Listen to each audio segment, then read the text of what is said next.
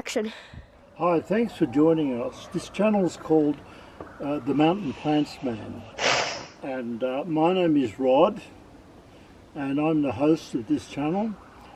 My grandson Orlando is taking the photographs, the movies rather,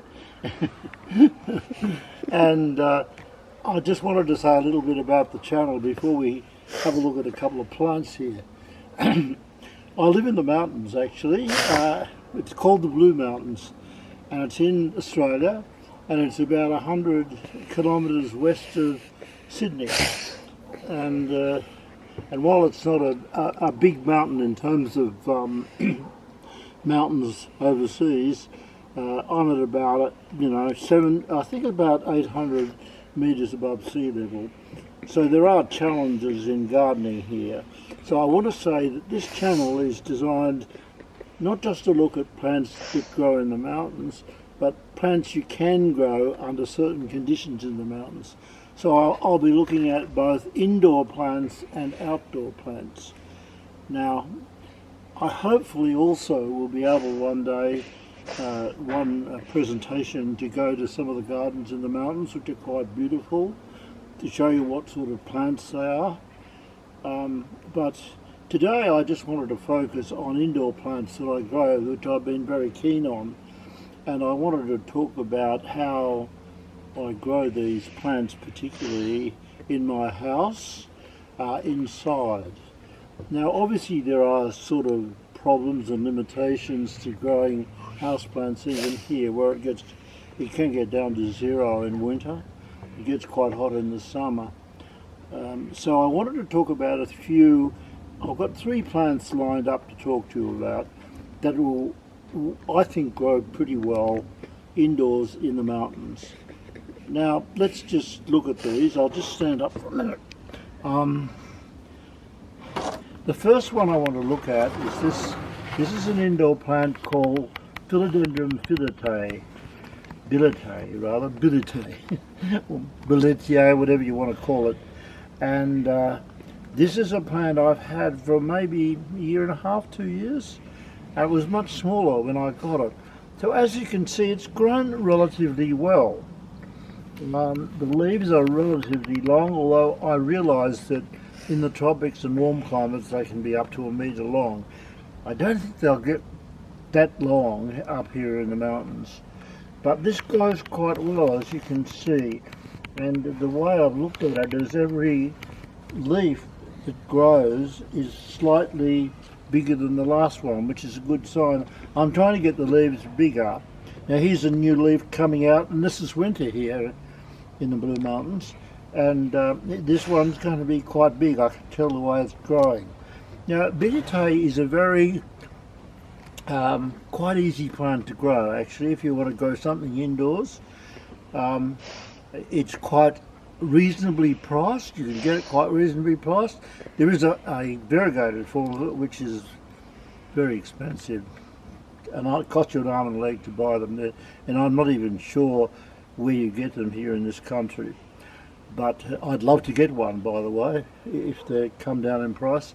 Anyway, billietiae, there are a couple of conditions I can suggest. It likes a fair bit of light.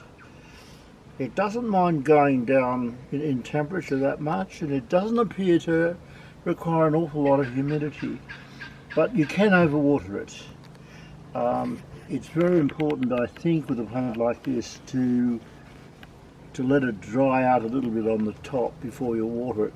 Now here in the mountains and we're getting into winter now, this would not be watered maybe once a week, if that. So, but anyway, for those of you who want to grow a mountain indoor, an indoor plant that is quite relatively easy to grow and quite attractive too. They can get very large, and this one is not that old, but as you can see, it's going quite well. So there you are, Philodendron billietiae. Now we'll put that to one side. And the next one is one I'm quite happy with too. This is an anthurium, and this has grown quite well as well. This is an anthurium which is a hybrid. which I deliberately chose because I thought it would be, generally you find that hybrids are quite a lot easier to grow than the straight species. Not always, but this is a hybrid between Anthurium forgetii and Anthurium crystallinum. And it grows very well. It's growing fast, even though in the cold weather it keeps putting up new plants. And the leaves, as you can see, they're a bit dirty at the moment because I've been spraying them, get bigger all the time. Now you can tell it's a hybrid because it's quite interesting actually. Forgetii, which is a beautiful Anthurium if you could get it, has no what you call sinus at the top. It actually is just rounded, which it's virtually the only one I can think of, the only Anthurium species that is that. Now this is almost rounded, this leaf, as you can see. This leaf's almost rounded, and that's the Forgetii coming up. But then when you go to this leaf, there's a really quite big sinus there, which is the crystallinum thing. So it's a true, you can tell it's a hybrid because every leaf comes out slightly different. Although there's there's a round one and this is a round one, so it's a very good one. Now once again, this grows well, as do crystallinum and Forgetii. They grow well up here too. I know people who've got them. Once again, you can overwater this as well. It doesn't, it doesn't like a lot of water or rot. So the same with the beartie that I just spoke about. Just feel the top of it, and if it's dry and if the pot's light, this needs watering now. If the pot's dry, just water it, yeah, and then leave it. See, I won't water this if I water it soon for another week or even week and a half or 2 weeks, and that's one of the important messages I think I've got about watering plants. We'll put that to one side and we'll come to the last one that I'm going to talk about today. I'll be talking about other plants, and I will be talking about some of the plants that grow outside on my garden. Landy, can you just put the camera over there and show them the gardens here? Yeah, sure. Yeah.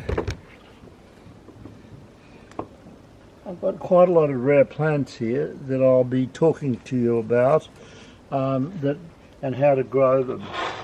Okay, all right, we come back now to this one. You right? Come back to this one. Oh God, it's a bit hard. Now this is a more difficult one to grow. This is a Monstera species. They call it Equilata, and I think there's a couple of other names it's got. Esculata is the name, and it's actually quite a beautiful plant. And as you can see, it has grown quite fast here. I mean, this is a tiny plant, and it's grown almost like a train up there, and it's still growing. It is actually quite an easy plant, but it normally, I've seen it has much bigger leaves than this. I mean, the leaves can be 3 or 4 times as big as this, but I think in this climate they probably won't get that much bigger. But nevertheless, it still looks pretty good. It's not as easy to get as some of the other Monstera species, but it's a very attractive one. It has, when it gets mature, these fenestrations, as they call them, get much bigger, and it has quite a lot of holes in it. So, but a beautiful plant, actually, a beautiful species, if you can get hold of it. It is available here, but it's not that easy to find. So look, thank you very much for tuning in for this video. We'll be producing a new one every week, and both looking at both indoor plants and outdoor plants, and also looking at some of the gardens in the mountains, which are stunningly beautiful. So thank you for tuning in. I hope you subscribe, and that'll be very nice. And I'll see you again. Bye.